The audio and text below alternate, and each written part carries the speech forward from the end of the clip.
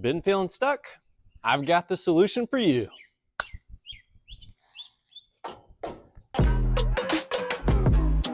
Money worm.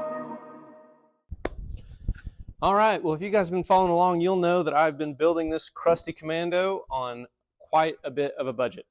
Hopefully, once I get it all done, I'll do a breakdown of where we're at and how much money I've spent on it. But until then, I'm just going to keep trying to do my best to save money. If you watched a few videos back, I went and bought a discounted winch from Harbor Freight.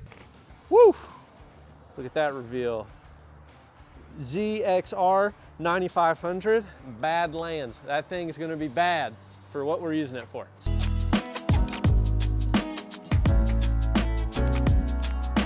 Well, instead of going and buying another winch, I decided this winch would work perfect for this Jeep. And that's what we've done. I've now repurposed it and it's installed right here behind this grill.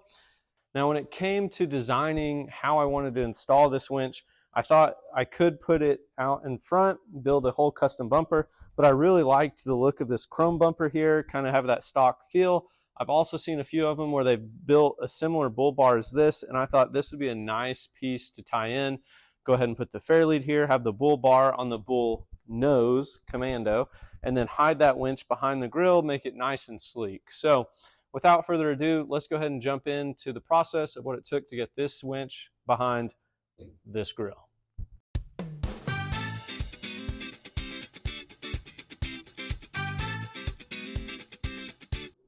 So the first thing I did to get this installed was I actually cut right here, this lower piece of the grill here. I went ahead and just cut it the width of what this bull bar would be and the fair lead here, so that way the winch line would have a place to run in and out between the grill. I then went ahead and built this bull bar. This is 1 1/4 1/8" wall round tubing that I went ahead and bent up, shaped up the way I wanted to. After that, I went ahead and took some cardboard stock and made a template for what I wanted the fair lead mount to look like, that I was then going to weld into the bull bar itself. I wanted to make sure that it fit nicely between the bull bar and that the fair lead actually mounted where it should, so that the winch line would come out with no issues. After that, I went ahead and transferred it, marked the holes, and decided that with how thin this metal was, I wanted to add some dimple dies for rigidity, and then add some gussets on the top and bottom to make sure that it could handle some heavy pulls. So without further ado, let's show you what that looked like.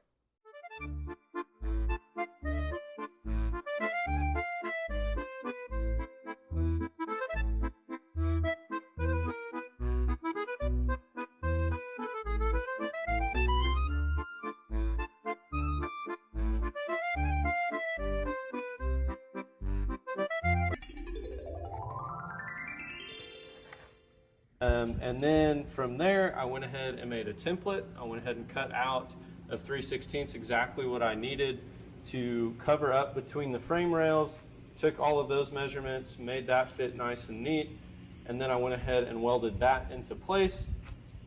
With that welded in place, I then went ahead and got the winch bolted up, mounted in, and let's see, and away I went. So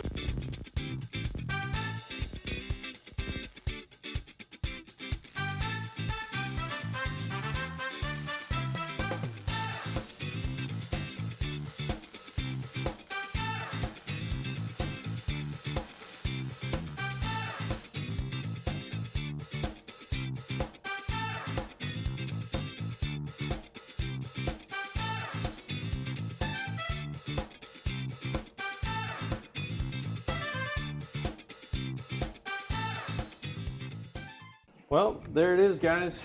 This winch is now installed. I might not have lockers, don't have light bars, but I do have a winch. So if I get stuck, hopefully I'll be able to get out. Or if somebody else gets stuck, I can help them get out.